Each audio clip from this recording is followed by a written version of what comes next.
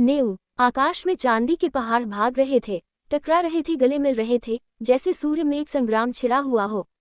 कभी छाया हो जाती थी, कभी तेज धूप चमक उठती थी। बरसात के दिन थे, उमस हो रही थी, हवा बदम हो गई थी। गांव के बाहर कई मजूर एक खेत की मेड़ बांध रहे थे। नंगे बदन पसीने में तर कचनी कसे हुए, सब के सब फावड़े से मिट्टी खोदकर मेड़ पर रखते जाते थे। पानी से मिट्टी नर्म हो गई थी। गोबर ने अपनी कानी आंख मटकाकर कहा, अब तो हाथ नहीं चलता भाई, गोल भी छूट गया होगा, चबेना कर ले। नेऊ ने हंसकर कहा, यह मेड़ तो पूरी कर लो फिर चबेना कर लेना, मैं तो तुमसे पहले आया। दोनों ने सिर पर झौवा उठाते हुए कहा, तुमने अपनी जवानी में जितनी घी खाया होगा नेऊ दादा, उतना तो अब हमें पानी भी नहीं मिलता। नेऊ छोटे डील का गठीला काला फुर्तीला आदमी था। उम्र 50 से ऊपर थी, मगर अच्छे अच्छे नौजवान उसके बराबर मेहनत न कर सकते थे। अभी 2-3 साल पहले तक कुश्ती लड़ना छोड़ दिया था। गोबर, तुमने तम्बाकू पिए बिना कैसे रहा जाता है नेऊ दादा? यहाँ तो चाहे रोटी ने मिले लेकिन तम्बाकू के बिना नहीं रहा जाता। दीना, तो यहाँ से आकर रोटी बनाओगे दादा? बुझिया कुछ नहीं करती, हमसे तो दादा ऐसी महरिया से एक दिन न पटे। नेऊ के पिचक खिचड़ी मूंछों से ढके मुख पर हास्य की स्मित रेखा चमक उठी, जिसने उसकी कुरूपता को भी सुंदर बना दिया। बोला, जवानी तो उसी के साथ कटी है बेटा, अब उससे कोई काम नहीं होता। तो क्या करूं? गोबर, तुमने उसे सिर चढ़ा रखा है, नहीं तो काम क्यों न करती? मजे से खाट पर बैठी चिलम पीती रहती है और सारे गांव से लड़ा करती है। तुम बूढ़े हो गए, लेकिन वह तो अब भी जवान बनी है। दीना, जवान औरत उसकी क्या बराबरी करेगी? सेंदूर, टिकुली, काजल, मेहंदी में तो उसका मन बसता है। बिना किनारदार रंगीन धोती के उसे कभी देखा ही नहीं, उस पर गहानों से भी जी नहीं भरता। तुम बहू हो, इससे निबाह हो जाता है, नहीं तो अब तक गली गली ठोकरें खाती होती। गोबर, मुझे तो उसके बनाव सिंगार पर गुस्सा आता है। काक कुछन करेगी, पर खाने पहनने को अच्छा ही चाहिए। नेऊ, तुम क्या जानो बेटा, जब वह आई थी तो मेरे घर 7 हल की खेती होती थी, रानी बनी बैठी रहती थी। जमाना बदल गया तो क्या हुआ, उसका मन तो वही है। घड़ी भर चूल्हे के सामने बैठ जाती है तो आंखें लाल हो जाती है और मुंह थाम कर पड़ जाती है। मुझसे तो यह नहीं देखा जाता। इसी दिन रात के लिए तो आदमी शादी ब्याह करता है, और इसमें क्या रखा है?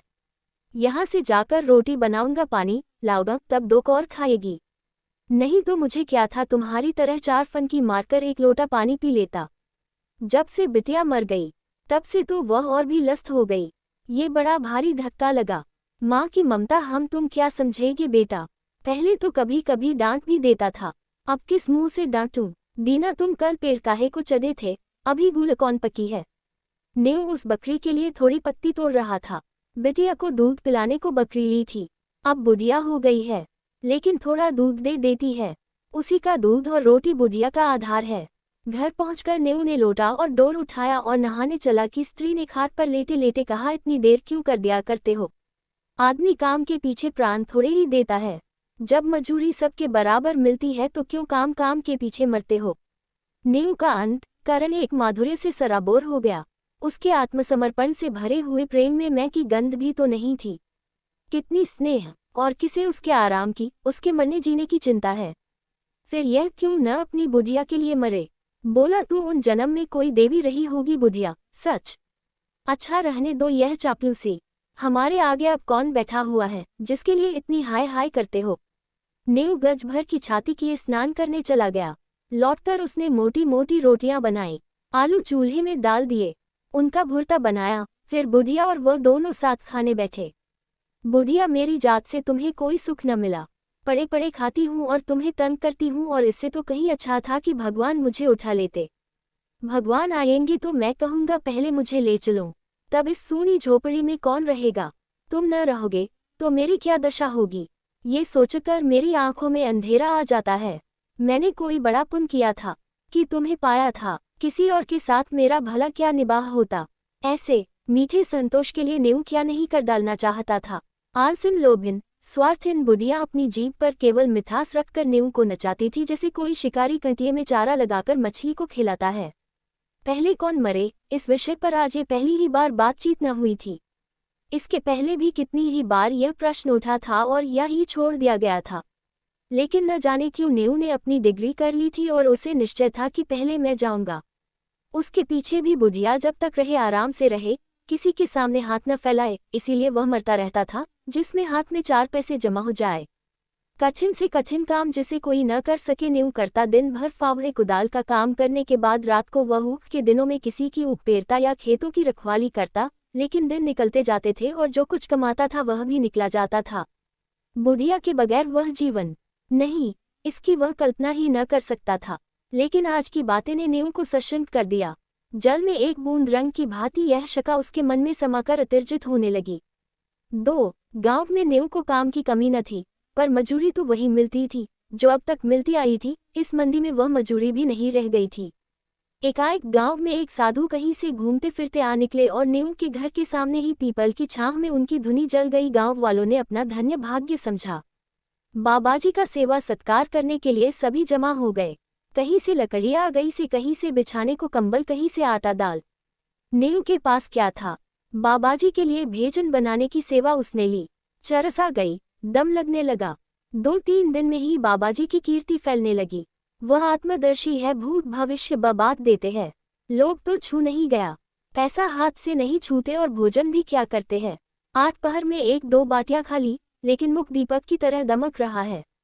कितनी मीठी बानी है। सरल हृदय नींव बाबाजी का सबसे बड़ा भक्त था। उस पर कहीं बाबाजी की दया हो गई तो पारस ही हो जाएगा, सारा दुख दलिद्र मिट जाएगा। भक्तजन एक एक करके चले गए थे। खूब कड़ाके की ठंड पड़ रही थी। केवल नींव बैठा बाबाजी के पांव दबा रहा था। बाबाजी ने कहा, बच्चा, संसार माया है, इसमें क्यों फंसे हो?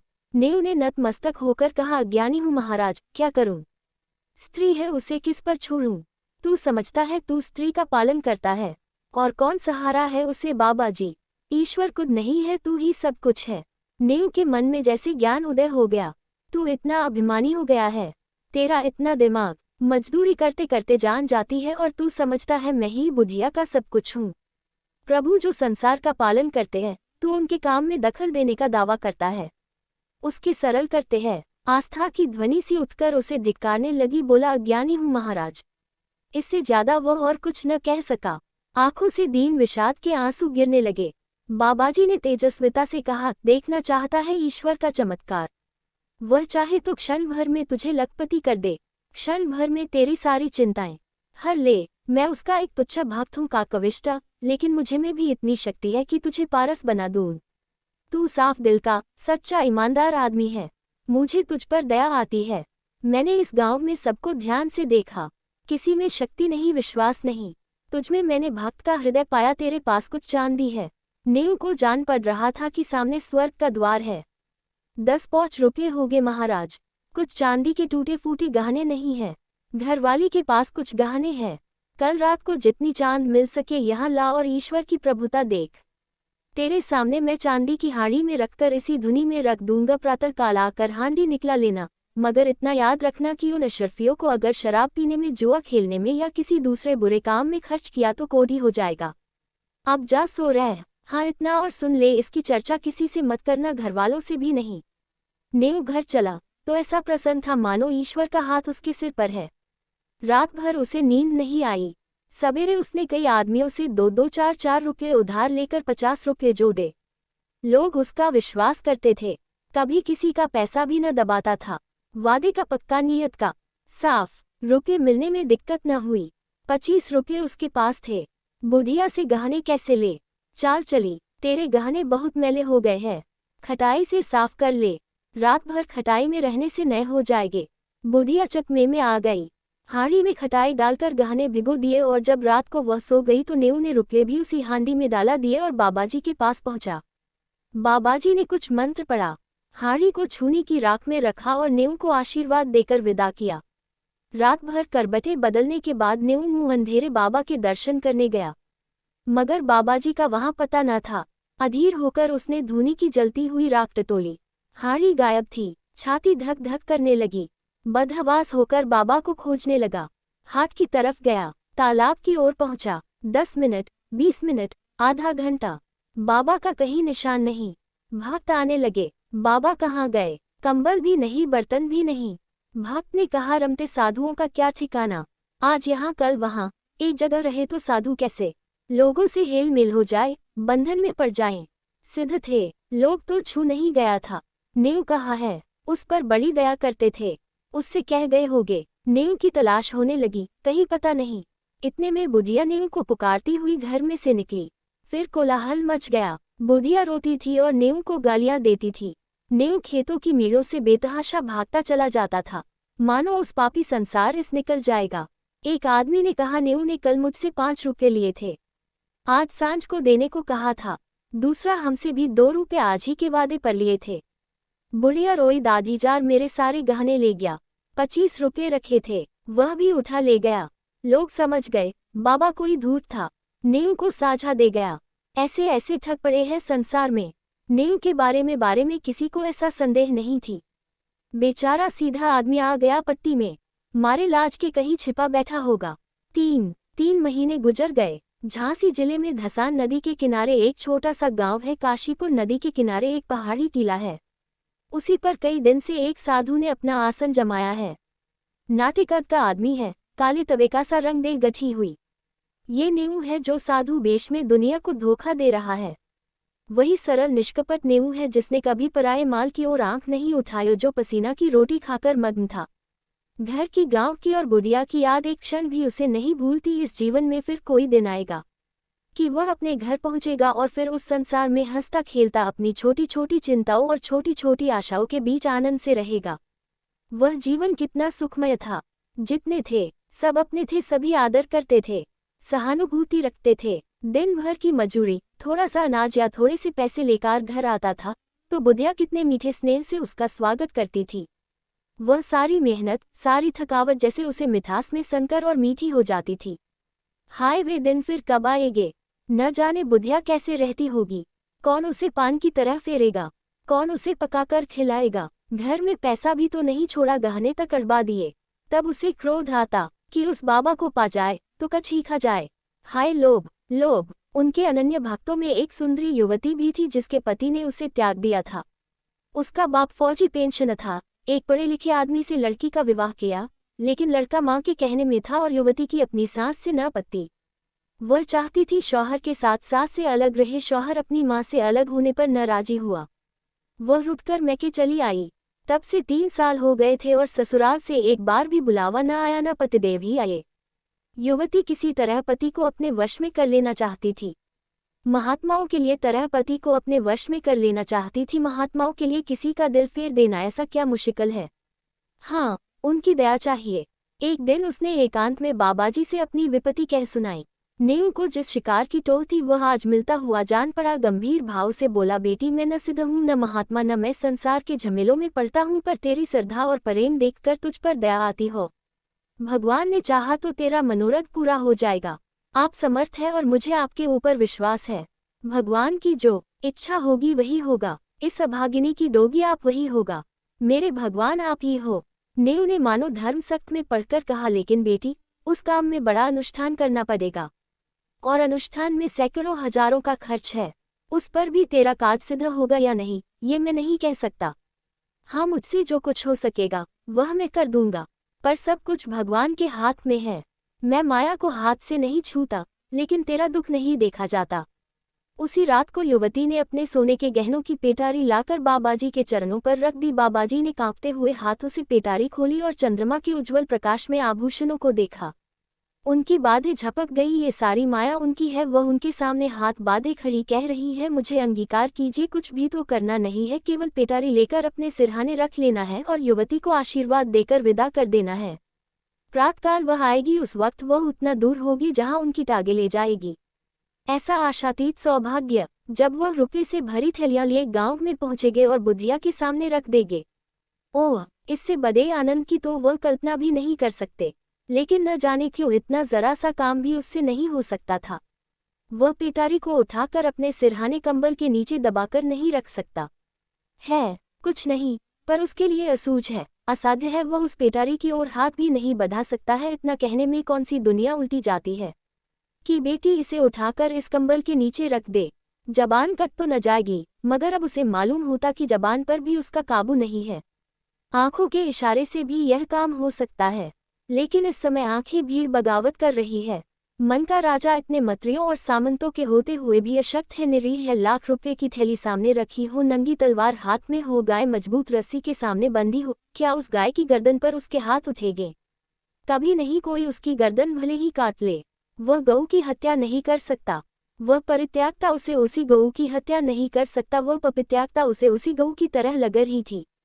जिस अवसर को वह 3 महीने खोज रहा है उसे पाकर आज उसकी आत्मा कांप रही है। तृष्णा किसी वन्य जंतु की भांति अपने संस्कारे से आखे प्रिय है, लेकिन जंजीरों से बंधे बंधे उसके नख गिर गए हैं और दांतम कमजोर हो गए हैं। उसने रोते हुए कहा, बेटी पेटारी उठा ले जाओ, मैं तुम्हारी परीक्षा कर रहा था, मनोरथ पूरा हो जाएगा। चौर नदी के पार वृक्षों की गोद में विश्राम कर चुका था। नेव धीरे से उठा और धसान में स्नान करके एक ओर चल दिया। भभूत और तिलक से उसे घृणा हो रही थी। उसे आश्चर्य हो रहा था कि वह घर से निकला ही कैसे। थोड़े उपहास के भय से उसे अपने अंदर एक विचित्र उल्लास का अनुभव हो रहा था, मानो वह बेड़ियों से मुक्त हो गया हो, कोई बहुत बड़ी चीज प्राप्त की हो। 8वें दिन नेव गांव पहुंच गया। लड़कों ने दौड़कर उछल कुचकर उसकी लकड़ी उसके हाथ उसका स्वागत किया। एक लड़के ने कहा, काकी तो मर गई दादा। नेव के पांव जैसे बंद गए, मुंह के दोनों कोने नीचे झुके गए। दीनविषाद आंखों में चमक उठा, कुछ बोला नहीं, कुछ पूछा भी नहीं। पल भर जैसे निस्संग खड़ा रहा, फिर बड़ी तेजी से अपनी झोपड़ी की ओर चला। बालपुक भी उसके पीछे दौड़े, मगर उनकी शरारत और चंचलता भाग चली थी। झोपड़ी खुली पड़ी थी, बुधिया की चारपाई जहां की तहां थी, उसकी चिलम और नारियल जो के जो धरे हुए थे। एक कोने में 2-4 मिट्टी और पीतल के बर्तन पड़े हुए थे। लड़के बाहर ही खड़े रह गए, झोपड़ी के अंदर कैसे जाए, वहां बुधिया बैठी है।